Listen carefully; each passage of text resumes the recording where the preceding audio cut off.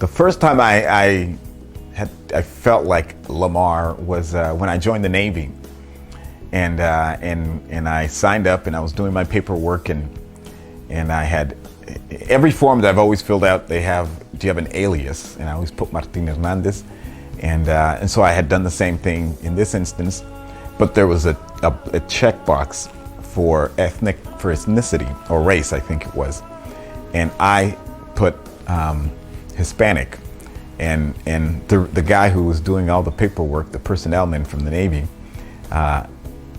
took white out, and he took Hispanic off, and he says, "No, you're African American." And I said, "No, I'm not African American. My parents are from Mexico. I'm Hispanic." And he said, "No, you're African American." And I said, "No, I'm Hispanic." And I explained to him, "Look, my alias is Martín Hernandez. My parents are from Mexico. I am not African American." He said, "You will follow orders and you will be African American."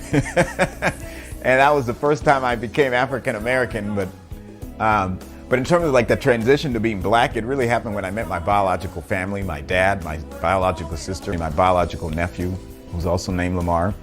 And living in Connecticut, I started seeing things that I just hadn't really, if I felt them, I probably suppressed them in the past, but I had to just deal with, because I was an adult now and I didn't have adults protecting me. So I had to deal with it by myself. And so it was in Connecticut where I kind of started to transition into being black. And I hated the name Lamar.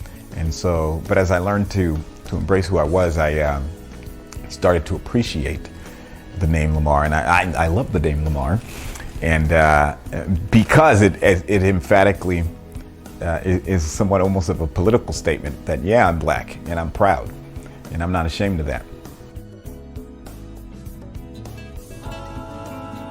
I used to go and be a volunteer in the candidates, and I used to go to vote, and I used to take Lamar with me when I used to go and sign in voting at the poorhouse from our house. And since then, since he was a little kid, he used to tell me, "You know what? I'm gonna be in politics so I can become President of the United States." I never forget that. Growing up, I would ride my bike around the neighborhood, and there were people who had decals on their windows that said no on 710, and I didn't know what that meant until probably around middle school. So through this neighbor, I started getting more involved. I'd go around knocking on doors and telling people about the 710 extension and why they should oppose it, because they were going to demolish our homes and it wasn't right, and we need to protect our neighborhood. And then I'd go to these meetings, and some of them were in Spanish and some of them were in English, where they would try to educate the community about the 710 extension. And sometimes you'd have these Caltrans consultants. They had consultants from everywhere across California coming to try to convince the poor people in El Sereno that the 710 extension was the best thing for them. While the state wanted to give us money for this house, I just felt it was wrong that they were going to just demolish all of our homes and build a freeway and build some sound walls. And by the time they got to the white community in South Pasadena and Pasadena, they were going to go underground and protect everybody's home and give them every opportunity to maintain their quality of life.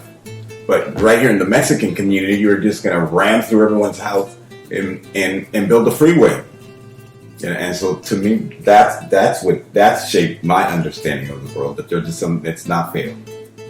And if it's not fair and it's not right, you don't have to just sit there and take it. And I want you the best. Every time I see he's doing what he wants to do, a politic, because I want him to have his dream come true. I'm running for mayor because we need strong leadership. We need people who are willing to stand up, even when it's not popular to stand up, and have the tenacity and the courage to remain steadfast on important issues. And that's why I'm running for mayor. He has the experience growing up in a Mexican household. He has that knowledge. There are differences, and everyone should be treated the same. And that's how he grew up, is everyone is the same. I'm Lamar Thorpe, and I'm running to be your mayor here in Antioch.